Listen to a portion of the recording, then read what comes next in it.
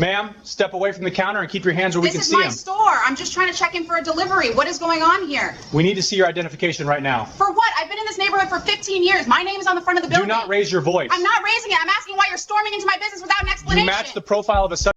That is the moment a 15-year legacy of community trust collided with a cold digital algorithm. This body cam footage captured every second of a confrontation that was about to cost federal agencies millions, dismantle 2 careers, and ignite a national firestorm. The woman behind the counter wasn't a criminal. She was Nyra Solano, a business owner who knew every regular by name and extended credit to families in need. But to Agents Huxley and Pike, she wasn't a pillar of the community. She was a connection on a watch list she didn't even know she was on. Before we see the moment this sanctuary turned into a crime scene, drop a comment and tell us, should a computer error be enough to strip a citizen of their dignity? If you believe a business should be a sanctuary, hit that subscribe button, because this escalation is about to get intense. The footage begins with a shaky wide-angle view from a chest-mounted camera. It captures the exact moment a 15-year legacy of hard work started to crumble. Inside Solano's grocery, the air was thick with the smell of fresh produce and the hum of refrigeration. Nyra Solano, a woman in her late 30s with dark, flowing hair and wearing a professional white button-down shirt, stood firmly behind her granite checkout counter. She looked every bit the successful business owner she was. But her eyes were wide with a mix of shock and defiance as she stared down the 2 men across from her. Facing her were Agent Huxley and Agent Pike. Both men appeared to be in their late 30s or early 40s, with short, military-style haircuts. They were dressed in heavy, dark, tactical vests with ICE printed in bold white letters across the chest. Their presence was a sharp, cold contrast to the warm, neighborhood feel of the store. The tension in the room was high. One of the agents pointed a finger toward the floor, his voice low and demanding as he told Nyra she was under arrest. On the screen, bold yellow text flashed the words, "You're under arrest." Nyra did not back down. She leaned forward, her hands resting on the counter as she pointed back at the agents. "This is my store. Check my ID," she shouted, her voice trembling but strong. She knew she had done nothing wrong, but the agents seemed like they were not even listening. They were following a script that had been written weeks ago in a quiet government office. This small, intense argument was the start of a massive legal disaster. At that moment, no one in the room knew that this 10-minute video would soon go viral and change everything. They did not know that this single confrontation would lead to a $4.8 million settlement against the city.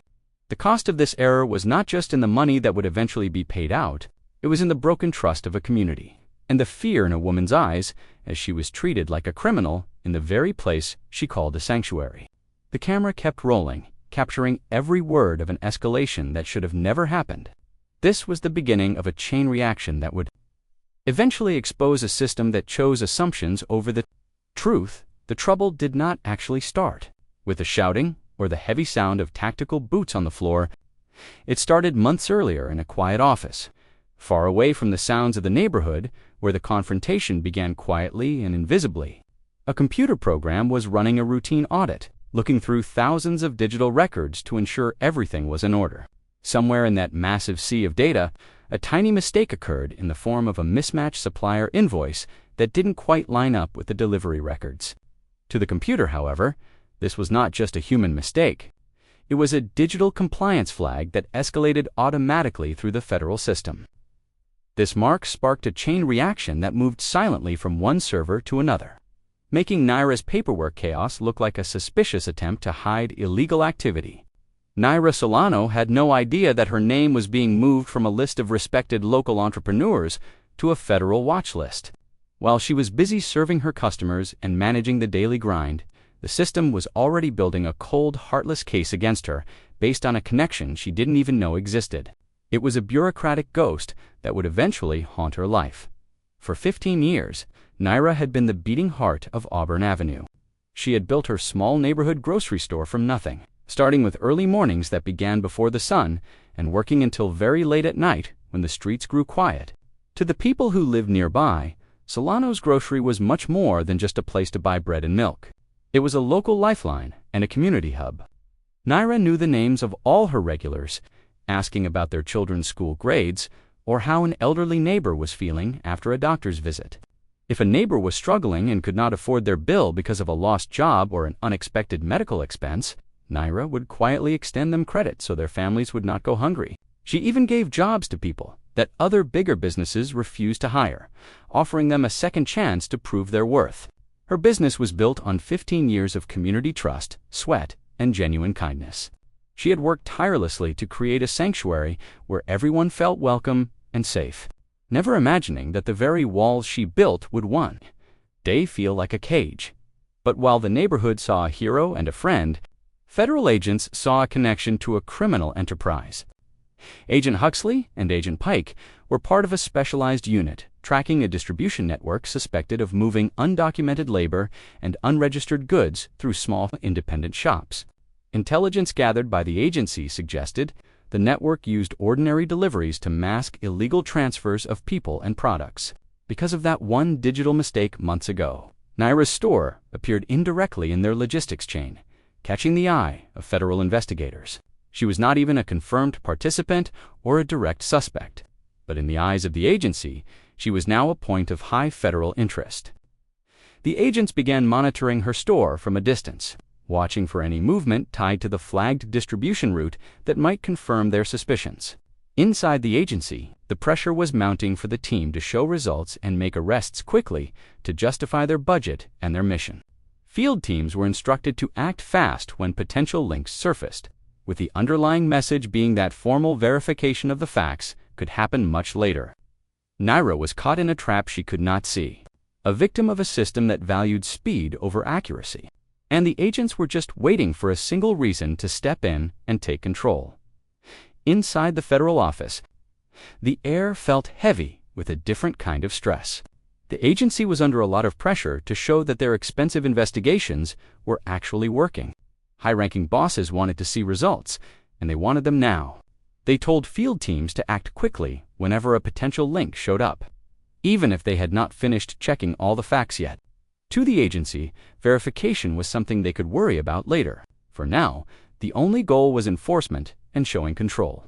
This internal pressure to perform meant that Agent Huxley and Agent Pike were looking for any excuse to move in on a target.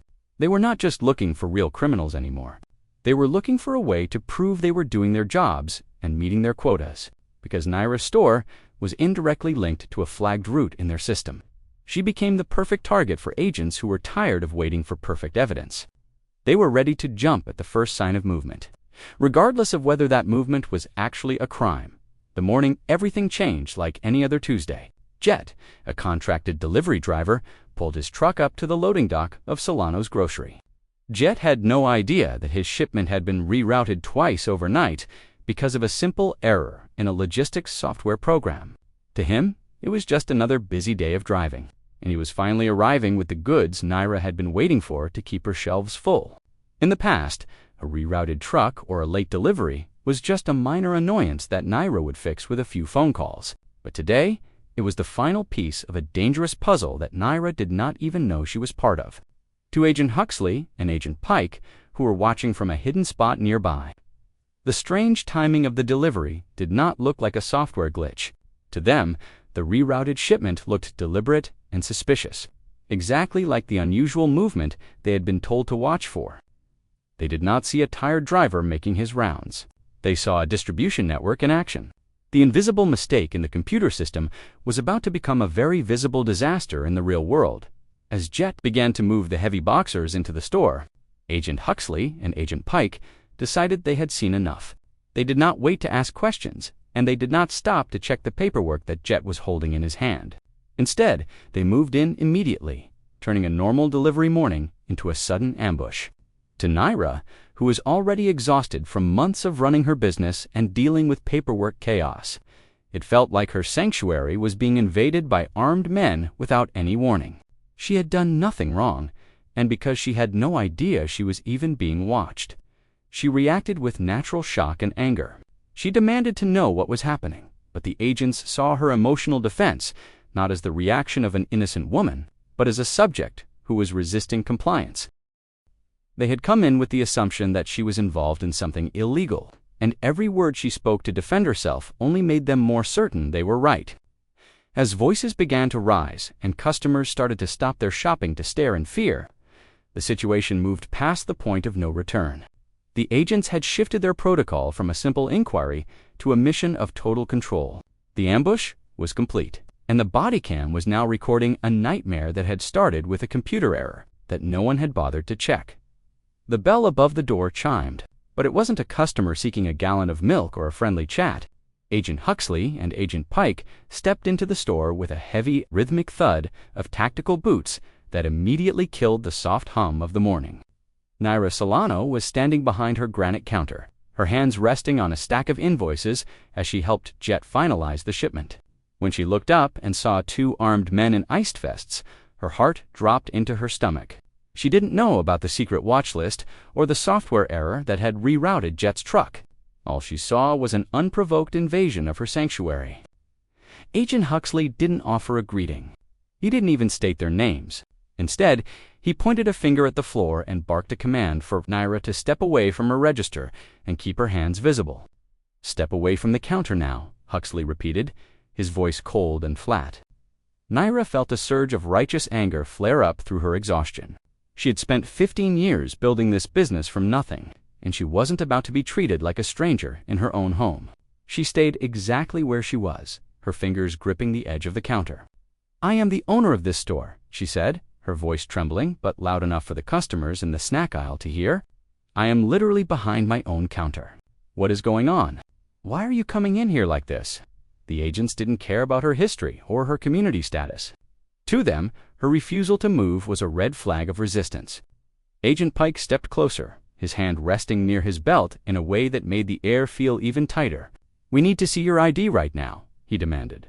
Nyra's eyes flashed with defiance. "For what?" "I've been here for 12 years, 15 in this neighborhood. My name is on the gold sign outside. You pass it every time you drive down Auburn Avenue." The confrontation was no longer about a delivery. It was about a woman standing up for her dignity against a system that had already decided she was guilty. The air in the grocery store felt like it was about to catch fire. As Nyra continued to demand an explanation, the agents' patience began to wear thin. They were used to people bowing to their authority without question, and Nyra's defiance was wounding their pride. "Don't raise your voice," Agent Huxley warned, stepping into Nyra's personal space behind the counter. This move was a clear violation of her boundaries, and it only made Nyra push back harder. "I'm not raising it. I'm asking why you're questioning me in front of my customers," she shouted back, her frustration boiling over. She reached for a drawer, intending to pull out her business license or her ID to end the madness, but the sudden movement made both agents tense up. "Show me your hands. Keep them where I can see them," Pike yelled, his voice echoing off the metal shelves. Nyra froze, her hands hovering in the air. "I am trying to show you my ID. You asked for it," she cried out. But the logic of the situation had been replaced by the escalation loop. From the agent's perspective, a subject linked to a federal investigation was acting erratic and challenging their control. They didn't see a business owner. They saw a potentially involved subject resisting compliance. Nyra demanded to see a warrant, her voice cracking as she realized that these men had no intention of following the rules she believed protected her. "You don't get to ask for a warrant when we are conducting an active enforcement action." Huxley lied, his ego now driving his actions more than any protocol. He looked over at the customers who were now holding up their phones, recording every second. The presence of an audience made the agents feel even more pressured to win the encounter. They had come in looking for a distribution network, but all they had found was a proud woman who wouldn't be bullied. Instead of backing down and checking the facts, they decided to double down on their assumption of her guilt. The moment of no return finally arrived. The verbal battle had reached a peak, and the escalation point was triggered by a single step. As Nyra turned slightly to check on Jet, who was standing frozen by the loading door, Agent Huxley interpreted the movement as an attempt to flee or hide something. He reached across the granite counter and grabbed Nyra's wrist with a grip like iron. The shock of the physical contact sent a jolt through Nyra, and she instinctively pulled her arm back. "Don't touch me. Get your hands off me," she screamed. That was all the justification the agents needed. The protocol shifted instantly from inquiry to total physical control. Agent Pike rushed around the side of the counter, the heavy gear on his vest clanking loudly. Together, the two men forced Nyra's arms behind her back. The professional woman in the crisp white shirt was suddenly being pinned against her own checkout register, the very place where she had spent 15 years helping her neighbors. The granite counter was cold against her cheek as she gasped for air, her dark hair falling over her face. "Stop resisting. You're under arrest," Huxley shouted into her ear, even though she was already immobilized. The customers in the store began to shout in protest, their voices a blurred wall of noise in the background. Jet stood by, his jaw dropping as he realized that the shipment he delivered was the match that lit this fuse. As the cold metal of the handcuffs clicked shut around Nyra's wrists, the Bodycam captured her eyes wide, terrified, and filled with a deep sense of betrayal. The sanctuary was gone. The store was now a crime scene, and the system had successfully crushed a human life because of a software glitch it refused to acknowledge. Chapter 11. The silence that usually filled Solano's grocery was replaced by a deafening roar of confusion and anger. As the metal handcuffs clicked shut around Nyra's wrists, the customers who had been quietly shopping in the aisles began to move toward the counter like a rising tide. These were not strangers. They were the people Nyra had fed, the neighbors she had helped, and the families who relied on her. Seeing their local lifeline pinned against her own counter by two armed men felt like a personal attack on the entire community. Voices began to rise from the back of the store to the front door. A regular customer, an elderly woman Nyra had extended credit to just the week before, stood with her grocery bag trembling in her hand, shouting that the agents were making a terrible mistake. The physical space of the store, once a sanctuary of safety, became a box of high-tension energy. Agent Pike looked over his shoulder, his hand moving toward his belt as he warned the crowd to stay back. But his authority was crumbling in the face of their collective outrage. People weren't just shouting anymore. They were pulling out their phones, their screens glowing as they captured the scene from every angle. The agents had shifted their focus to control, but they were quickly losing it. The neighborhood reaction was immediate and fierce. Out on Auburn Avenue, people began to stop their cars and walk toward the storefront, drawn by the sound of the commotion. The news spread through the street like fire. Nyra was being taken away. The emotional weight of the scene was suffocating. Nyra, her face pressed against the cold granite of her checkout counter, could hear the voices of her friends defending her, but she felt completely alone in the grip of the agents. She saw the shock on the face of her youngest employee, a teenager she had hired when no one else would, and the sight broke her heart more than the metal on her wrists. The neighborhood's reaction wasn't just about noise. It was about the deep sense of betrayal everyone felt. They were watching a 15-year legacy of trust be treated as a criminal enterprise. As the agents finally began to lead Nyra toward the door, the crowd parted slowly, their faces filled with a mix of tears and fury, documenting every step of the walk of shame. The walk from the counter to the loading dock felt like it lasted a lifetime. Nyra was removed from her own store in front of the very customers who looked up to her. This was the emotional peak of the nightmare. The moment the professional woman in the neatly pressed white shirt was forced into the back of a cold, dark government vehicle. The agents, Huxley and Pike, moved with robotic efficiency, trying to ignore the cries of, "This is her store," and she didn't do anything, that echoed off the brick buildings of Auburn Avenue. To them, they were simply finishing a task, but to Nyra, it felt like her entire identity was being erased. She looked out the tinted window one last time at the gold letters of her name on the sign, wondering if she would ever be allowed to walk through those doors again. As the vehicle pulled away, the store was left in a state of chaotic stillness. Jet, the delivery driver, stood by his truck, his hands shaking as he looked at the rerouted shipment that had caused all of this. He knew something was wrong, but he didn't have the words yet to explain the software glitch that had set the trap. The employees stood in the doorway, some crying and others staring blankly at the empty space where their boss had been standing just minutes before. The arrest had ignited an immediate and massive controversy that would soon leave the boundaries of the neighborhood and head straight for the digital world. The trauma of the moment wasn't just Nyra's. It belonged to every witness who had seen the escalation point happen in real time. The air on Auburn Avenue stayed heavy long after the sirens faded. People gathered in small groups on the sidewalk, sharing the videos they had just recorded. They talked about the excessive escalation and the way the agents refused to even look at Nyra's identification. The community members knew they had seen a systemic collapse of common sense. They didn't know about the audit or the watch list yet, but they knew that what they had witnessed was a violation of everything their neighborhood stood for. The seeds of the viral explosion were planted in that moment of shared grief and anger. The viral explosion began with a single upload. By the time the sun began to set that Tuesday, the bodycam footage and the dozens of cell phone videos hit the internet. It didn't take hours. It took minutes for the algorithm to realize that this was something the world needed to see. The title "Business Owner Arrested in Her Own Store" began to trend, and the view counts started to spin like a frantic clock.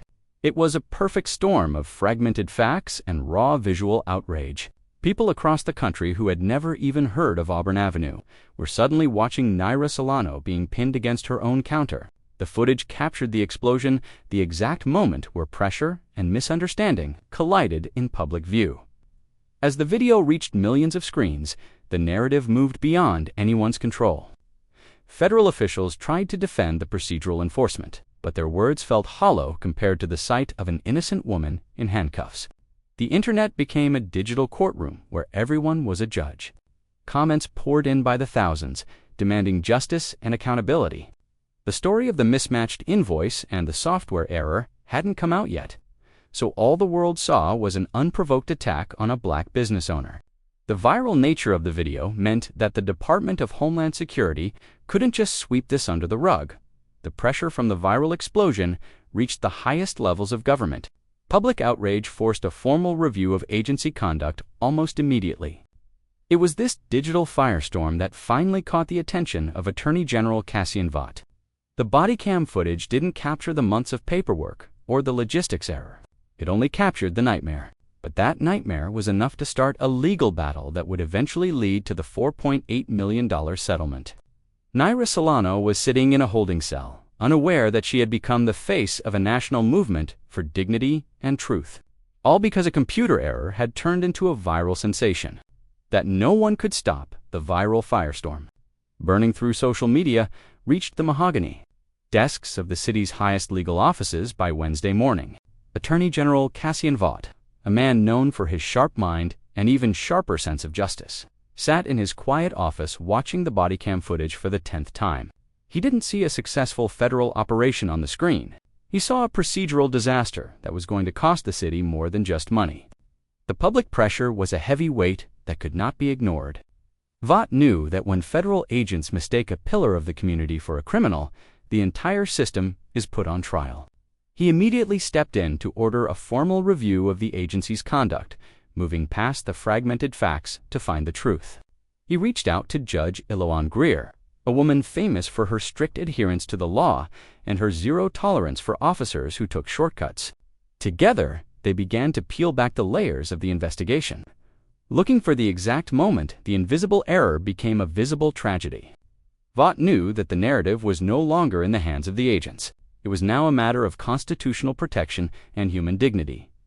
The atmosphere in Judge Iloan Greer's courtroom was cold and serious as the legal proceedings began.